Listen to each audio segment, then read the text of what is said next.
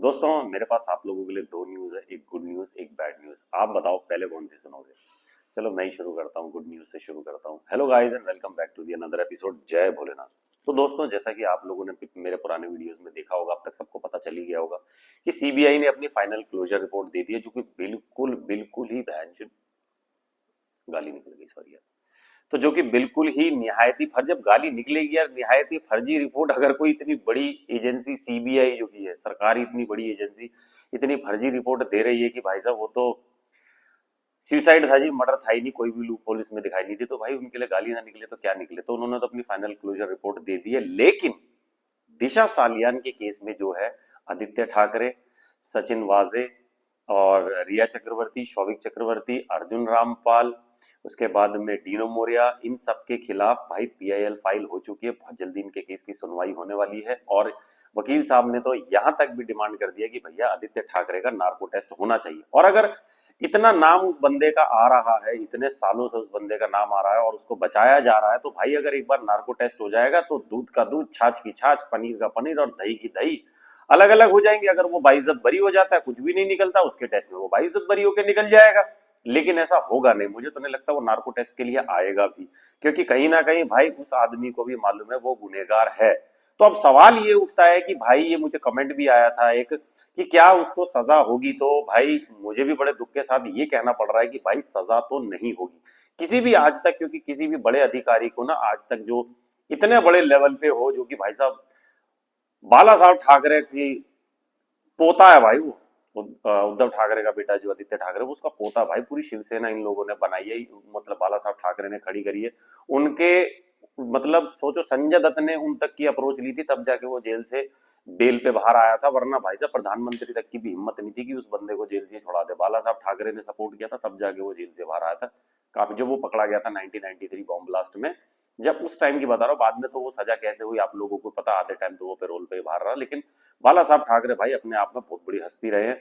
और उन्होंने जो शिवसेना खड़ी कर रखी है, उसमें भाई साहब 500-500 रुपए के ऐसे टट्टू इनके पास बहुत है, जो 1 मिनट में कहीं भी जाके भाई साहब तोड़ा फोड़ी मचा देते हैं बॉम्बे में। और बॉम्बे का तो इतना बुरा हाल है ना भाई साहब आज की डेट में, पूरे देश में सबसे, दिल्ली का तो खामखाई नाम बदनाम है, सबसे बड़ी क्राइम कैपिटल है बॉम्बे भाई साहब, सबसे बड़ा हवाला, हाँ, रियल एस्टेट, उसके बाद में ड्रग्स, प्रोस्टिट्यूशन, बॉलीवुड के अंदर ना जाने कितने गलत काम होते, सबसे ज्यादा गलत काम जो हो रहे हैं आज की डेट में, ये बाहर से हफ्ता वसूली, ये सारी चीजें, गैंग्स वगैरह, ये सब छोटे मोटे गिरोह जो चलते हैं, सारे के सारे भाई साहब बॉम्बे में चलते हैं। और बॉम्बे के अंदर ही हमने कितनी फिल्मों में भी देखा है, देखा। लेकिन लोग क्या भूल जाते हैं, सबसे बड़ा जो सिंडिकेट है ना भाई साहब, वो बॉम्बे में ही बैठता है, बॉम्बे में ही बैठ के राज करता है। नेताओं की इजाजत के बिना भाई साहब बॉम्बे में कोई भी गलत काम नहीं हो सकता। तो इसीलिए मैं कह रहा हूं कि भाई साहब इस बंदे को सजा तो खैर नहीं होगी, चाहे इनको कितने भी साम दाम दंड भेद करने पड़े, भाई इसको सजा तो ये लोग नहीं होने देंगे। क्योंकि बहुत सारे इसमें पुलिस वाले, परमवीर वो पुलिस कमिश्नर जो कि फरार चल रहा है इस टाइम पे भाई साहब, उसके खिलाफ भी पीआईएल हुई है भाई। वो तक भी ये जो चाइल्ड प्रोस्टिट्यूशन है ना, वो भी इसके लिए क्या जिम्मेदार है भाई, वो खुद भी यूज करता था, ये तक की खबरें आ रही है कि भाई वो खुद भी इसमें पड़ा हुआ था, वो खुद भी पीडोफाइल था भाई। वो पता नहीं भाई इनमें क्या क्या, भाई बहुत गंद है। जितना इस केस की आप लोग डेप्थ में जाओगे ना, उतनी ज्यादा गंदगी आप लोगों को दिखती जाएगी, सामने से सबूत होते हुए कि 14वें फ्लोर से कोई भी लड़की, आप कभी कोई भी बंदा जो बॉम्बे में रहता हो, कभी ऐसे चक्कर भी लगे ना, दिशा सालियान का गूगल मैप पे डालोगे, मुझे डीएम कर देना, मैं आप लोगों को एड्रेस भेज दूंगा। मुझे तो मेरा दोस्त ही लेके गया था, जो दिशा सालियान का ही, दिशा सालियान के बॉयफ्रेंड का फ्रेंड हुआ मेरा, अभी भी वो तो है, उसका फ्रेंड था। उसका बॉयफ्रेंड भी देख लो गायब है, उसके जो दोस्त जो उस दिन पार्टी में मौजूद थे, वो सारे के सारे गायब है, आज तक एक भी सामने नहीं आया। ये अपने आप में कितना बड़ा सबूत है कि यार 14वीं मंजिल से कोई ऐसे कूदती है कोई लड़की, और वो भी कपड़े उतार के नंगे बदन कूदती है, और बाहर इतनी दूर कंपाउंड में जाके गिरती है। और भाई कोई, मतलब कोई इसके पीछे कोई छानबीन नहीं होती है, पुलिस वाले जो होते हैं वो फाइल डिलीट कर देते हैं। मतलब ये अपने आप में कितने बड़े सबूत है। इतना सब कुछ सामने से होते हुए भी भाई साहब उस बंदे को सजा नहीं होगी, किसी भी बड़े अफसर को सजा नहीं होगी, क्योंकि इसमें बहुत सारे लोग शामिल हो जाएंगे। कोई पता नहीं, साले बीजेपी वालों के साथ इन लोगों ने जो मांडवाली करी है, वो भी कहीं ना कहीं लपेटे में आ जाए, कुछ पता नहीं है भाई अंदर कितनी गंदगी छुपी पड़ी है। वो गंदगी तो सामने नहीं आएगी, भले ही चाहे लोगों को सजा ना हो, चाहे भारत की एक एक बच्चा, बुजुर्ग, महिला, सबको ये बात पता चल जाएगी भाई भारत का कानून सिस्टम जो है वो इतना दो कौड़ी का, इतना घटिया है कि वो आम इंसान के लिए तो है ही नहीं भाई। इनका जब दिल करे किसी का भी रेप कर सकते हैं और कुछ नहीं होगा, कुछ भी नहीं होगा कभी भी। किसी का भी मर्डर कर सकते हैं, किसी का भी रेप कर सकते हैं। जिस तरीके से इंडिया में, हिंदुस्तान में जिस तरीके से ड्रग सिंडिकेट चल रहा है, चाइल्ड प्रोस्टिट्यूशन चल रहा है, इसके खिलाफ कोई आवाज उठाने वाला नहीं है, क्योंकि सारे के सारे बड़े अफसर ही मिले हुए हैं। आवाज उठाओगे किसके खिलाफ?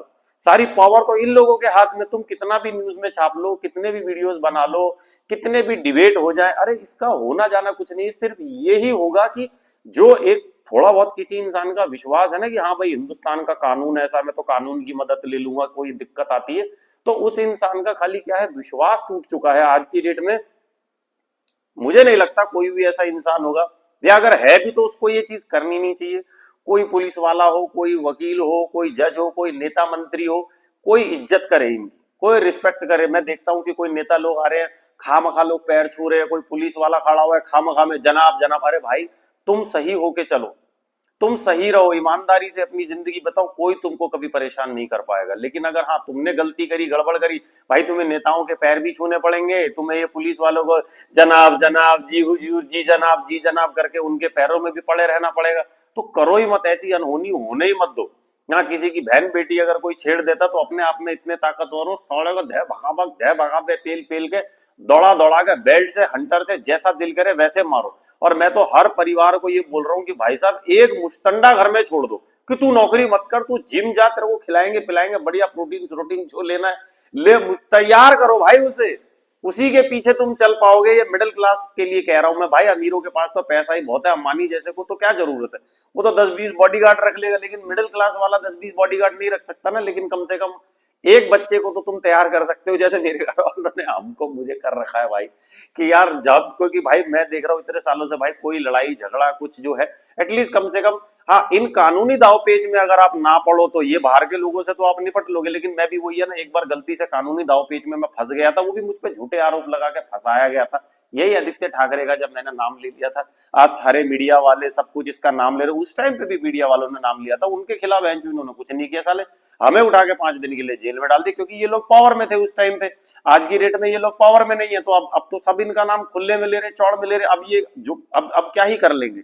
अब शिवसेना वाले जो भाड़े के इनके टट्टे हैं वो फरीदाबाद तो आएंगे नहीं भाई साहब फ्लाइट पकड़ कर, और आ भी जाए तो आज यहाँ तो अपने पास फौज पड़ी है लड़ने भिड़ने के लिए, तो हम ही काफी, हमारे पास बहुत यार दोस्त है भाई यहाँ पे, हमें फरीदाबाद सेफ लगता है, हमें भी कहीं जाने की जरूरत नहीं। आ जाओ तुम मराठी महाराष्ट्र वाले वो सारे टट्टे इनके जो मराठी हैं, आपके गुजरात से तो गया नहीं होगा इनका टट्टा बनने के लिए, वही 2 कौड़ी के जो झुग्गी झोपड़ी वाले जो बेचारे मजलूम भी क्या होते हैं, उनमें अकल ही नहीं है। 500-500 रुपए वाले टट्टे हैं सारे के सारे, यहाँ भी डोलते रहते हैं बहुत सारे टट्टे, वो पॉलिटिशियन के जो रहते हैं वहां पे भी है। तो बॉम्बे में जाना शायद मेरे लिए खतरनाक हो सकता है, लेकिन फरीदाबाद में अपन सेफ है भाई, यहाँ कोई कुछ नहीं कर सकता। लेकिन इन लोगों को मैं जो बता रहा हूँ कि भाई सजा नहीं होगी ये तो है, लेकिन हिंदुस्तान की आवाम अगर जाग जाए, उसको ये सारी चीज, ये विस्फोट जो हुआ है इतने टाइम से, और मैं बताऊं जब तक एक एक इंसान हिंदुस्तान का जागेगा नहीं, ये रिपीट होता रहेगा होता रहेगा। ये सुशांत का मैटर ना कभी खत्म होगा ही नहीं। 5 साल होने को आ गए भाई, 14 जून को 5 साल हो जाएंगे। ये मैटर आज भी दबा नहीं है, आज भी ये मैटर जब भी इससे रिलेटेड कोई खबर आती है ना, लोग इसको इतना ज्यादा देखते हैं कि साला इस केस का हुआ क्या आखिरकार। छोटे मोटे केस का तो चलो पता नहीं चलता, इधर उधर कर देते हैं। वो कैलकाटा वाला जो हुआ था उसको इधर उधर कर दिया, असम वाला हुआ उसको इधर उधर कर दिया, ये सब तो चलता रहता है। लेकिन ये एक केस के ऊपर सबकी निगाहें टिकी हुई है, क्योंकि ये केस इतना बड़ा बन गया था और इसमें इतने सारे लोग शामिल थे। बॉलीवुड की आज की डेट में कोई एक अठन्नी की इज्जत नहीं बची भाई साहब। साल में कोई एक आध पिक्चर कोई चल जाए, वरना किसी की चलती नहीं है भाई साहब, इतना बुरा हाल है। पिछले 5 साल में तो लोगों ने बॉम्बे जाना ही छोड़ दिया, ये लगा लो एक्टर बनना ही छोड़ दिया, एक्टर एक्ट्रेस कोई बनने ही नहीं जा रहा। जिसके अंदर टैलेंट है, आप देखो वो इंस्टा यूट्यूब पे अपना टैलेंट दिखा रहा है, वहां जाके किसी के तलवे चाटने की किसी को जरूरत नहीं पड़ रही है, लाइन में खड़े रहकर ऑडिशन देने की जरूरत ही नहीं है। एक्टिंग है, सिंगिंग है, कुछ भी है, आजकल लोग इंस्टाग्राम यूट्यूब पे अपना टैलेंट दिखा देते, हो जाता है, वहां से उनको पैसे भी मिल जा रहे हैं, तो कोई क्यों धक्के खाने जाएगा बॉम्बे में।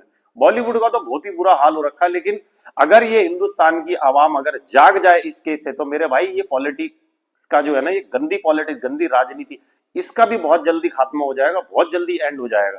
बस लोगों से उम्मीद है कि वो जाग जाए, वो अच्छे ढंग की अगर बातें करने शुरू कर देना, रादर देन ये वड़ा पाव वाली के बाहर भीड़ लगाए बैठे थे। अगर जो हमने प्रोटेस्ट किए थे, इतनी भीड़ अगर लोगों ने हमारे प्रोटेस्ट में लगाई होती ना, तो भाई शायद कुछ और ही देखने को मिलता। आज कहीं कोई वो गटर नालियों में लूट रहा है, लोग कितने मजे ले लेके उस इंसान को देखते हैं यार। मतलब कुछ भी वाहियात गंदगी से भरा हुआ अगर लोग कंटेंट देखना छोड़ देना यार, खाली अगर अच्छी चीजों के ऊपर भी भाई यार, हमारे देश में इतना इतना क्राइम बढ़ता जा रहा है, इतनी और बढ़ भी तो किसी लिए रहा है क्योंकि ये लोग पुलिस वाले, जुडिशियल सिस्टम जो है, जजेस हैं, ये सबके सब साले हराम है, सबके सब बिके पड़े हैं।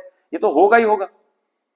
तो लेकिन अगर हिंदुस्तान की सारी आवाम जब जाग जाएगी, जिस दिन जाग जाएगी, जिस दिन इनको इनकी असली औकात दिखाने लग जाएगी ना, और वक्त बदलेगा, बदल भी रहा है, मैं जैसे भी देख रहा हूं बदल रहा है ये वक्त। जो जो लोग बोल रहे हैं ना जेनजी तो गैंडू जनरेशन है, मैं बताऊं जेनजी अलग नेक्स्ट लेवल पे, मैं बता रहा हूं। तुम लोग तो साले ये सारे के सारे ना 90s 80s की पैदाइश है, जिनकी वजह से आज इतना गड्ढे में पड़ा हुआ है हिंदुस्तान। पुराने लोग फिर भी थोड़े ठीक थे, 80s 90 75 के बाद की भी मैं बताऊं, 75 और ये 90 25 साल की जो जनरेशन थी ना, इससे ठस जनरेशन आज तक हिंदुस्तान में पैदा नहीं हुई। जेनजी फिर भी एक बार को बेटर है, जेनजी बहुत सही करेंगे। ये लोग रियलिटी में है भाई, इनके बीच का ये जो सुपरस्टार पुनीत दलाल फलाल जितने भी इनके बीच के हैं नहीं, ये लोग अच्छे लोग हैं, ये लोग ढंग का कुछ ना कुछ लाइफ में कुछ कर लेंगे, देख लेना आने वाले 10 साल 5 साल और रुक जाओ, क्योंकि अभी तो ये बेचारे 2000 के बाद वाले पैदाइश है ना। आप देखते जाइए, ऐसे दो कौड़ी की ना तो घटिया कॉमेडी देखने वालों में है, तुम देखते जाओ आगे आगे, ये लोग फिर भी कहीं ना कहीं माहौल को ठीक लेके जाएंगे, और इससे बाद की जनरेशन जो आएगी वो और ज्यादा बेटर निकलेगी, बेटर होगा। क्योंकि ये इतने सालों से करप्शन चला आ रहा है, आप लोगों को लग रहा हो और बढ़ेगा, नहीं बढ़ेगा नहीं मेरे भाई, ये कम होगा।